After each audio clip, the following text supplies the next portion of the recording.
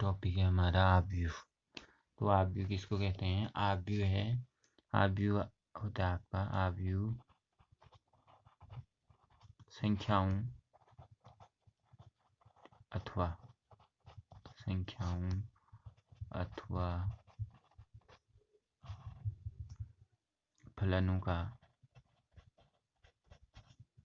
फलनों का एक आयताकार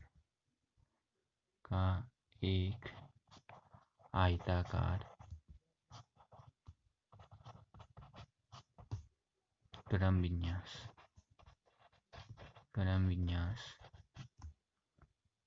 है।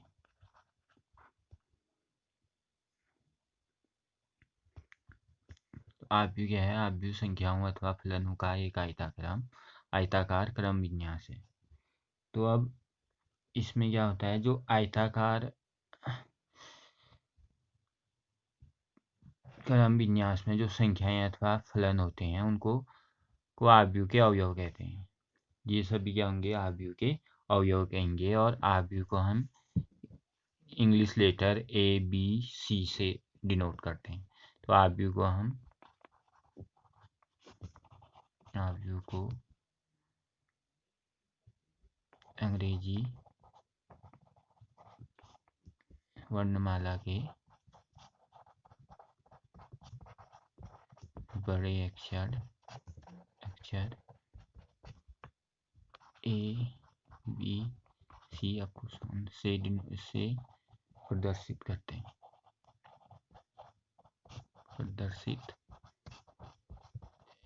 करते हैं। अब देख लो, जैसे ये कोई आव्यूह है A 1 2 3 8 6 5। तो ये क्या है? ये आव्यूह है। आव्यूह को हम ऐसे डिनोट करते हैं। ये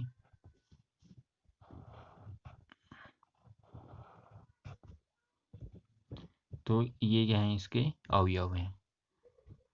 एक अवयव 1 है, 2 है, 3 है, ऐसे ही 8 है, 6 है और 5 है। दूसरी आव्यूह लिख लेते हैं B = 2 + I 3 - 1/2 3 - 1 2 √3 5 और ये भी 5। ठीक।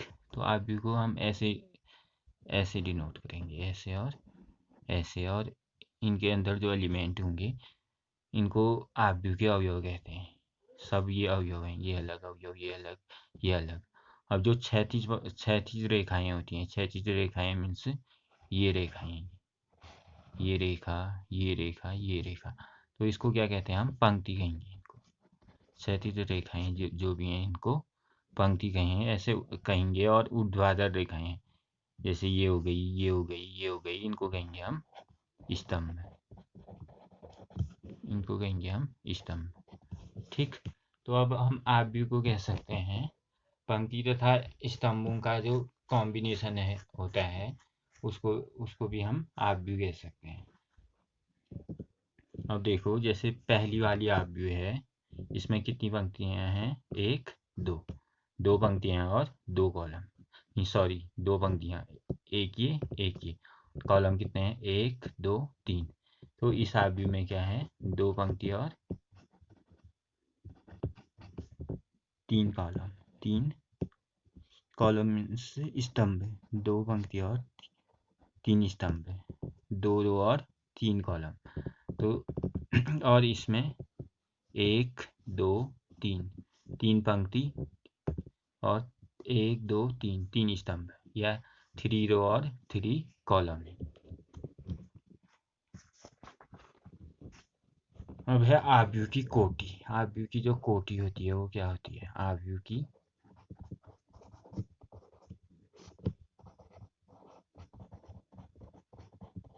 कोटि। तो आव्यूह की कोटि होती है, जैसे कोई आव्यूह है order of matrix, order of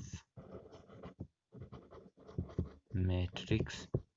तो आव्यूह का ऑर्डर क्या होता है? माना किसी आव्यूह में m पंक्ति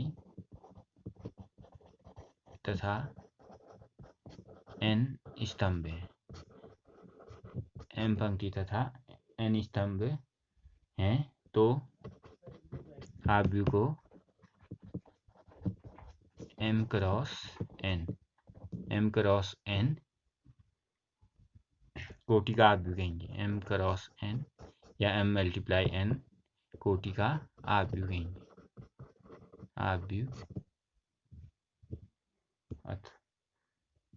आव्यूह अथवा केवल m क्रॉस n या m मल्टीप्लाई n आव्यूह कहते हैं। तो आव्यूह का ऑर्डर क्या होता है कि कोई भी आव्यूह है उसमें अगर m पंक्ति तथा n स्तंभ हैं तो m गुणा n कोटि का आव्यूह कहेंगे, या सीधे इसको केवल m मल्टीप्लाई n आव्यूह भी कह सकते हैं। अब देखो, जो आव्यूह है, आव्यूह के एलिमेंट को कैसे दिखा सकते हैं? जैसे ये a है, ये a इक्वस टू, हम इसको लिख सकते हैं a equals to aij m cross n। अब देख लो, m क्या है, इसमें पंक्ति होंगे और n स्तंभ है। ये i और j क्या डिनोट करते हैं? i पंक्तियों की संख्या और j स्तंभों की संख्या। जैसे i इक्वस टू 1 रखा हमने, i इक्वस टू 1 रखा और j इक्वस टू 1, तो a11 का मतलब है हमारा पंक्ति भी एक और स्तंभ एक। a12 का मतलब i1 है, तो i1 है तो ये i के क्या डिनोट करेगा? i डिनोट करेगा हमारी पंक्ति को। जैसे a11 है पहली पंक्ति पहला स्तंभ, a12 2 हो गया तो पहली पंक्ति दूसरा स्तंभ। ऐसे ही a13 पहली पंक्ति तीसरा स्तंभ। ऐसे ही a21 a22 a23 a31 a32 a33। तो जैसे ये आव्यूह है a, ये m, अब हम इसमें केवल 3 पंक्ति और 3 स्तंभ ले रहे हैं। अब जैसे ये है a इक्वस टू, ये आव्यूह a equals to aij m cross n, तो इसका मतलब है इसमें m पंक्ति और n कॉलम होंगे। अब मैंने ये तीन पंक्ति और 3 कॉलम का एग्जाम्पल लिया। a11 का मतलब पहली पंक्ति पहला स्तंभ है, a12 का मतलब पहली पंक्ति दूसरा स्तंभ। मतलब जो पहला वाला एलिमेंट है, जैसे aij है, तो ये i डिनोट करेगा पंक्ति और ये j डिनोट करेगा स्तंभ। तो जैसे i का मान जैसे a14 है, a14 का मतलब जैसे a14 है, a14 का मतलब पहली पंक्ति और चौथा स्तंभ है। ऐसी a46 है, a46 का मतलब चौथी पंक्ति और छठा स्तंभ। ठीक, ऐसे वाली जो क्षैतिज रेखाएं हैं वो पंक्ति, जैसे ये पहली पंक्ति हो गई, ये दूसरी, ये तीसरी, ऐसी चौथी, पांचवी, ऐसे, और स्तंभ 1 2 3, ऐसे ही कितने भी स्तंभ हो सकते हैं। तो इसको ये हमारे मैट्रिक्स को डिनोट करने का शॉर्ट है। अब इसके बाद देखो,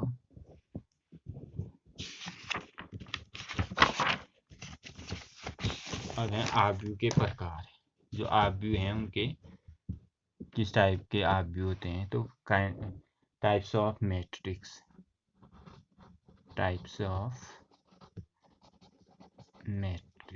या आव्यूह के प्रकार। तो पहला प्रकार है स्तंभ आव्यूह।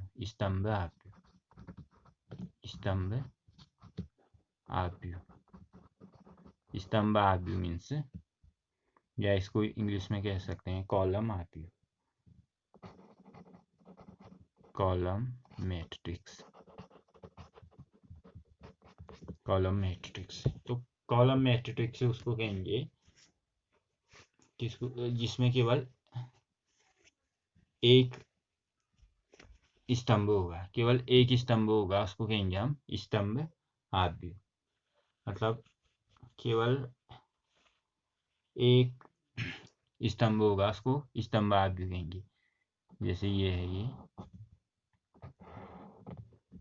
ये ABC केवल एक स्तंभ है, तो इसको स्तंभ आव्यूह कहेंगे। तो स्तंभ आव्यूह किसको कहेंगे? जिसमें केवल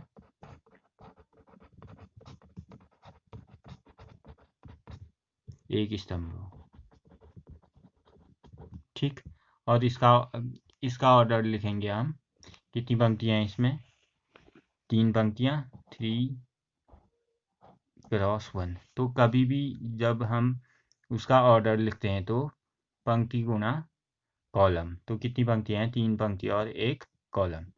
ये हो गया आपका स्तंभ आव्यूह। अब अगला है आपका पंक्ति आव्यूह। पंक्ति आव्यूह, या इसको इंग्लिश में कहेंगे रॉ मैट्रिक्स। Row matrix. तो इसमें केवल एक पंक्ति होगी, जिसमें केवल एक पंक्ति होगी ABC। तो ये हो गया आपका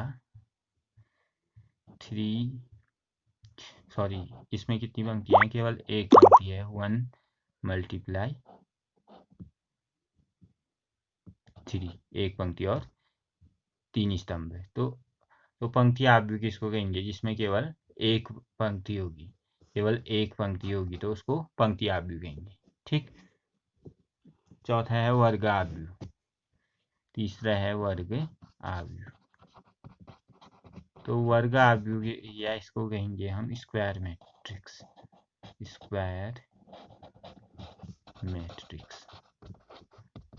तो स्क्वायर मैट्रिक्स किसको कहेंगे? यदि कोई आव्यूह, किसी आव्यूह को वर्ग आव्यूह कहेंगे यदि उसमें पंक्ति और स्तंभों की संख्या समान है। यदि उसमें पंक्ति और स्तंभों की संख्या समान है, m क्रॉस n है, तो ये वर्ग आव्यूह कहलाएगा यदि m = n है। ठीक, जैसे ABC DEF XYZ 1 2 3, 3 पंक्ति और 3 कॉलम। तो जिस आव्यूह में पंक्ति और स्तंभों की संख्या समान होती है उसको वर्ग आव्यूह कहते हैं। जैसे m क्रॉस n ऑर्डर की कोई आव्यूह है, तो उसको हम स्क्वायर मैट्रिक्स कहेंगे यदि m = n हो, दोनों की संख्या समान हो। ठीक, और जैसे को अब ये स्क्वायर मैट्रिक्स है, तो इसको हम ऐसे भी लिख सकते हैं। जैसे ये देखो, कोई मैट्रिक्स है, ये m क्रॉस m, मतलब m = n हो गया। m और n m क्रॉस m, मतलब पंक्तियों की संख्या भी m और स्तंभों की संख्या भी m। तो हम इसको क्या कह सकते हैं? m कोटि की वर्ग आव्यूह भी कह सकते हैं, m या n कोटि की वर्ग आव्यूह। m = n है, तो n कोटि की वर्ग आव्यूह कह सकते हैं, वर्ग आव्यूह कह सकते हैं। ठीक, अब है विकर्ण आव्यूह। अगला है आपका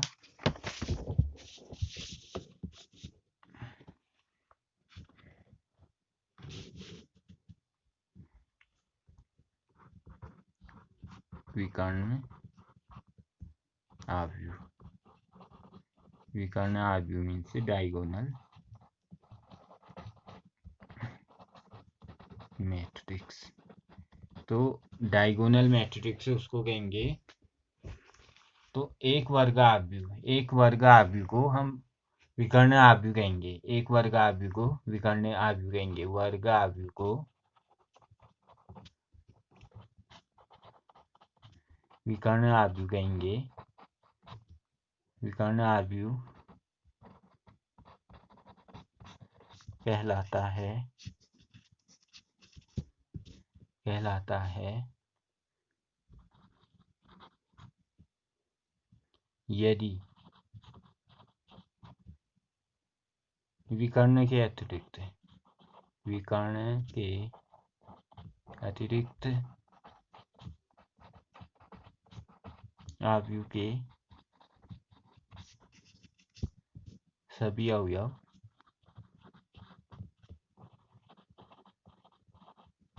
शून्य है। ठीक, कोई वर्ग आव्यूह विकर्ण आव्यूह कहलाएगा यदि विकर्ण के अतिरिक्त, जैसे A0 0 0 B 0 0 0 C, तो विकर्ण के अतिरिक्त सभी एलिमेंट क्या हैं, 0, तो विकर्ण इसको कहेंगे। ये हो गया विकर्ण।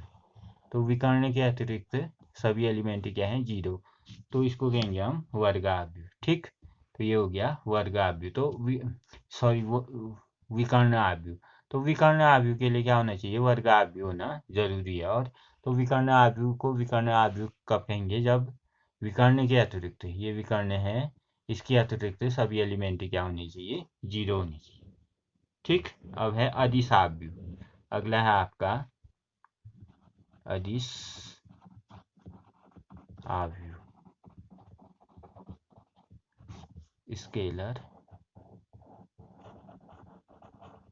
Scalar matrix. तो अदिश आव्यूह किसको कहेंगे, एक विकर्ण आव्यूह, विकर्ण आव्यूह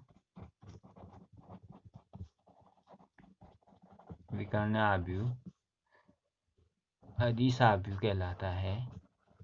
अदिश आव्यूह कहलाता है यदि इसके विकर्ण के सभी अवयव समान हैं। विकर्ण के सभी अवयव समान हैं। ठीक, तो विकर्ण आव्यूह किसको कहते हैं, वर्ग आव्यूह जिसके विकर्ण के अतिरिक्त अन्य एलिमेंट क्या होंगे, 0 होंगे।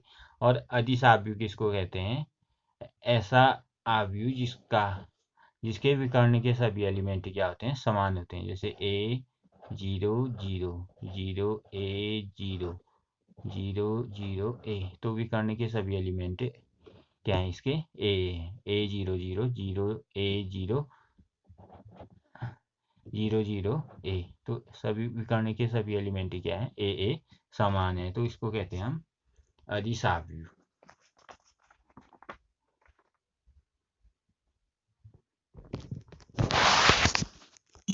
से हमारा तत्समक आव्यूह या आइडेंटिटी मैट्रिक्स। तो एक विकर्ण आव्यूह के सभी अवयव, विकर्ण आव्यूह के अगर सभी अवयव क्या होंगे, 1 तथा अन्य सभी क्या होंगे, 0 होंगे, तो कोई विकर्ण आव्यूह है। विकर्ण आव्यूह का तो मतलब, विकर्ण आव्यूह क्या होता है, जिसके विकर्ण के अतिरिक्त अन्य अवयव क्या होते हैं, 0 होते हैं। तो तत्समक आव्यूह क्या होगा, तो विकर्ण आव्यूह मतलब विकर्ण के सभी अवयव क्या होंगे, 0 होंगे। सॉरी, सभी अवयव क्या होंगे, 1 होंगे, और बाकी क्या होंगे, 0 होंगे, तो उसको कहते हैं हम तत्समक आव्यूह।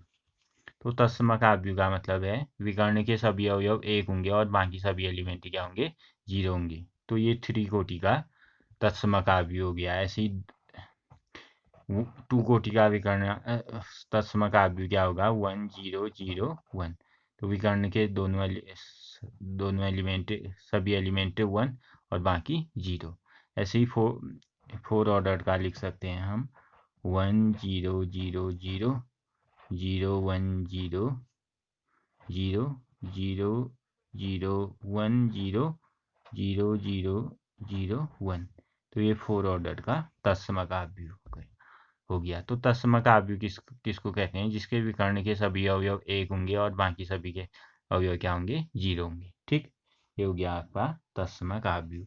तो ये 3 कोटि का हो गया, ये वाला 3 कोटि का, ये 2 कोटि का, और ये 4 कोटि का तत्समक आव्यूह हो गया। ठीक है, अब इसके बाद है शून्य आव्यूह। शून्य आव्यूह, 0 मैट्रिक्स।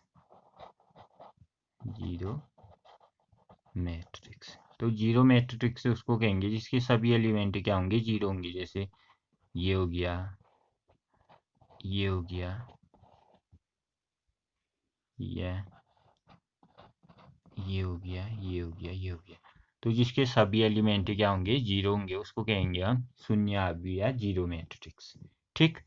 अब दो आव्यूह की समानता, मतलब दो आव्यूह कब समान होंगे, तो आव्यूहों की समानता, आव्यूहों की समानता या इक्वेलिटी